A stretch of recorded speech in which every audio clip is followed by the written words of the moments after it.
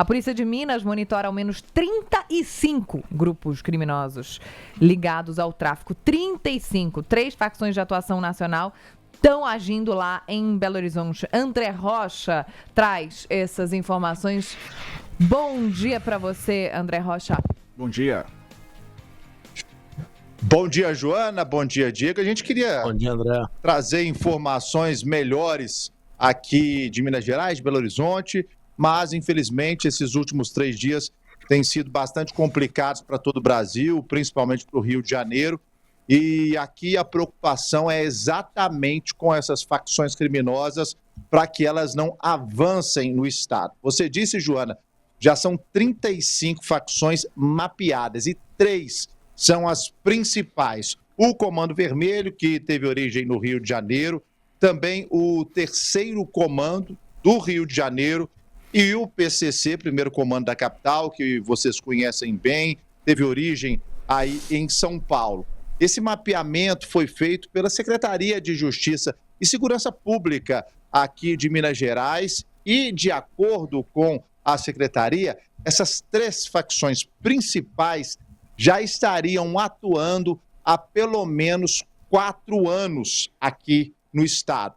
Mas, nos últimos 2, a situação ficou ainda pior. Só para que a gente possa falar de dados, que isso é importante, né? Olha, em 2019, a polícia fez 1.900 prisões de pessoas relacionadas a facções criminosas. Este ano, só no primeiro semestre de 2025, já foram 2.900 prisões. 2.900 prisões.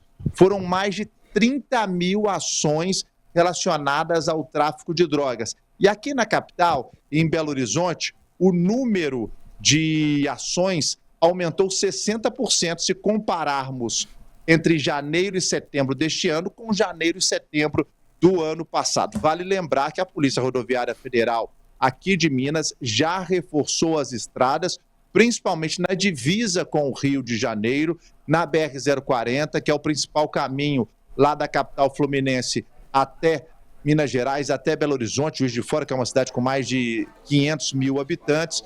E o governador Romeu Zema foi até o Rio de Janeiro, vai se reunir com Cláudio Castro, e ele diz que aqui em Minas vai se começar a discutir um grande grupo para o combate das facções que já estão aqui nas favelas de Belo Horizonte, mas não só nas favelas, né? Também alguns faccionados moram em condomínios, em mansões aqui na capital. A polícia já tem identificadas essas pessoas e já está à procura delas, Joana e Diego.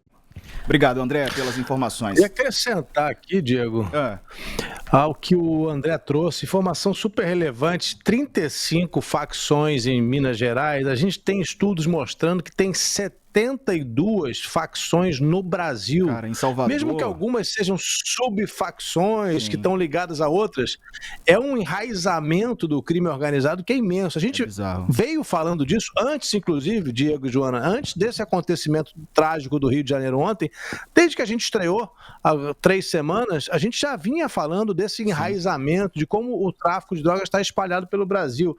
Eu fiquei muito impactado com o número que o André trouxe, 2.900 prisões relacionadas ao tráfico em Minas Gerais no primeiro semestre. Se a gente transforma esse número no número anual, vai chegar perto de 6 mil presos. Só em Minas, né? É um número de brasileiros, só em Minas.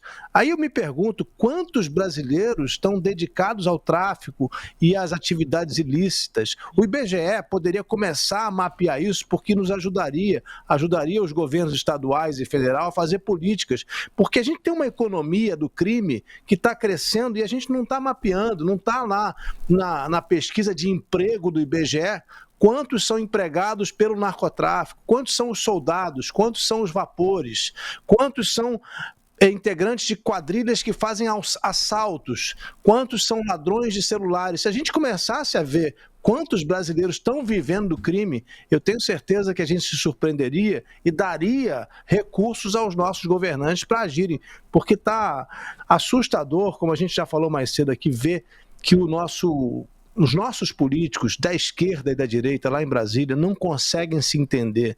Tem essa proposta de PEC da segurança parada no Congresso desde abril e ela não anda porque não tem consenso.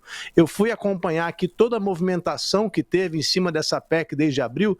Aparece toda semana, às vezes, algumas vezes por semana, um pedido de um deputado. Eles querem que fulano seja ouvido, que tal governador seja ouvido, mas não acontece absolutamente nada. É como se o Brasil tivesse em paz para eles discutirem os outros assuntos e nós estamos aqui vendo que o crime está se espalhando, tomando conta do Brasil.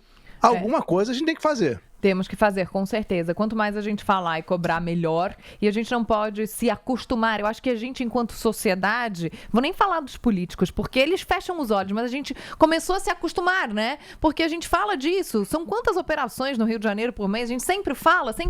E a gente precisa voltar a se indignar com cada uma delas, cada um dos assaltos, cada um dos inocentes que são mortos, pessoas que não conseguem ter a vida em paz. A gente precisa trazer esse peso, por mais que pese o nosso dia, talvez, quem sabe assim, lá em Brasília eles consigam parar de fingir que nada está acontecendo e parem de também tocar a vida deles como se nada fosse. Vai ter uma CPI do crime organizado, começando na semana que vem, na próxima terça-feira.